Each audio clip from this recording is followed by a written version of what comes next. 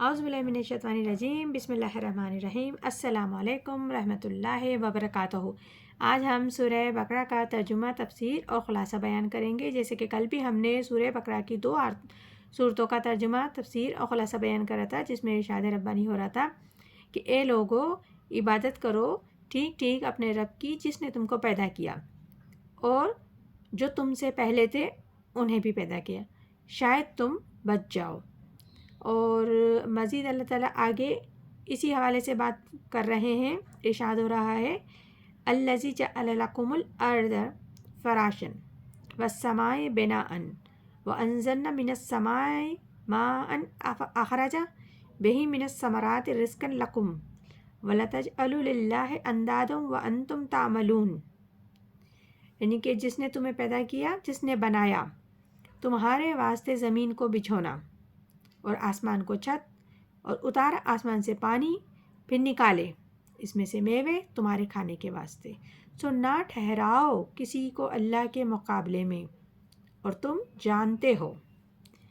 یعنی کہ اس آیت میں بھی اللہ تعالیٰ لوگوں کو بتا رہے ہیں کہ جس نے تمہیں پیدا کیا، تم سے پہلے والی قوموں کو پیدا کیا، وہ پاک ذات ہے، ایسی ہے جس نے تمہیں پیدا کر کے چھوڑا ہی نہیں، پھر تمہارے لیے زمین کو بچھونا بنایا، یعنی کہ فرش بنا دیا، آسمان کو چھت بنا دیا، پھر برسایا آسمان سے پانی، پھر اس پانی کے ذریعے زمین سے میوہ جات نکالے، پیداوار کی شکل میں تمہارے لیے رزق نکالا جس میں تم کھاؤ اور اپنی زندگی گزارو۔ تو پھر ہرگز اللہ کے مد مقابل کسی کو نہ ٹھہراؤ، تم جانتے بوجھتے، کیونکہ اہل عرب بھی مانتے تھے کہ اس کائنات کا خالق سوائے اللہ کے کوئی نہیں ہے۔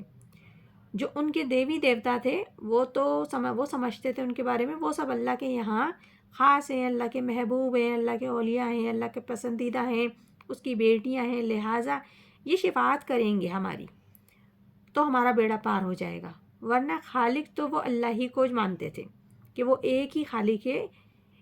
اور اس آیت میں یہ سمجھایا جا رہا ہے کہ ان لوگوں کو کہ تم جانتے ہو کہ کائنات کا خالق ایک ہے، تو تم اس کے مد مقابل کیوں کسی کو ٹھہرا رہے ہو؟ اسے مت ٹھہراؤ۔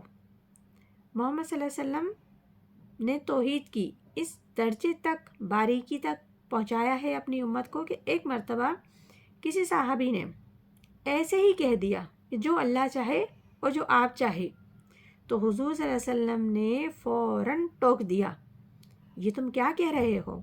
کیا تم مجھے اللہ کے مد مقابل بنا رہے ہو؟ یعنی کہ اس کائنات میں حکومت صرف ایک ہی کی چلتی ہے، وہ اللہ رب العزت ہے۔ اب ان 2 آیتوں میں توحید، نظریہ توحید بھی اور توحید عمل بھی، دونوں کو ارشاد فرمایا گیا ہے۔ آگے ارشاد ربانی ہے ان کنتم فی ریبا مما انزلنا علی عبدنا فاتوا بسورۃ من مثلہ وادعوا شہداءکم من دون اللہ ان کنتم صادقین۔ اگر تم شک میں ہو اس کلام میں جو اتارا ہم نے اپنے بندے پر، تو لے آؤ ایک صورت اس جیسی اور اپنے سارے حمایتیوں کو بلا لو اللہ کے سوا اگر تم سچے ہو۔ اب معاملہ یہاں رسالت کا آ گیا اس صورت میں کہ اگر تمہیں شک ہے، یعنی کہ انہیں شک ہوتا، جب بھی وہ سوالات کر رہے تھے کہ انہیں شک تھا، تو یہاں اللہ تعالیٰ نے بتایا کہ اگر تمہیں شک ہے رسالت محمد صلی اللہ علیہ وآلہ وسلم پر، تو اس کا کیا مطلب ہے کہ تمہیں محمد صلی اللہ علیہ وسلم پہ شک ہے، تو اس کا مطلب ہے تمہیں قرآن پر شک ہے جسے ہم نے اپنے بندے پر نازل کیا۔ تو اگر تمہیں شک ہے اور تم اس میں حیران ہو، تو چلو اس قرآن جیسی ایک بھی کوئی صورت لے آؤ، سب سے چھوٹی سی صورت لے آؤ، سورہ اخلاص کے مقابلے میں لے آؤ، سورہ کوثر کے مقابلے میں لے آؤ، اور بلا لو اپنے سارے مددگاروں کو اللہ کے سوا، چاہے وہ جن میں سے ہوں چاہے انسان میں سے ہوں۔ اس لیے کہ قریش کا یہ خیال ہوتا تھا کہ جو شاعر ہوتے ہیں اور وہ جو شاعری پیش کرتے ہیں، بحث کرتے ہیں، تو وہ ان کے پاس جن ہوتے ہیں اور وہ جن انہیں شاعری سکھاتے ہیں، ورنہ عام آدمی یہ شعر نہیں کہہ سکتا۔ اب تمہارا گمان جو بھی ہے، چاہے خطیب ہو، ادیب ہو، شعراء ہوں، جو بھی ہوں، سب کو جمع کر لو، اور اگر تم سچے ہو تو اس جیسی ایک صورت بنا کے لے آؤ۔